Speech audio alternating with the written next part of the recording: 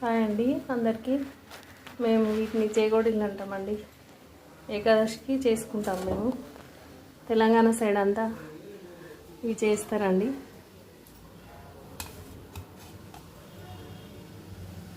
ఇందులో నువ్వులు వేస్తాము, అంతే. నువ్వులు, ఓమ, జీలకర్ర వేసి చేస్తాము.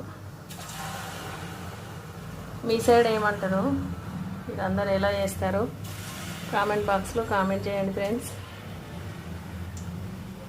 ఆయిల్ కాగిందండి, ఆయిల్లో వేస్తున్నాను.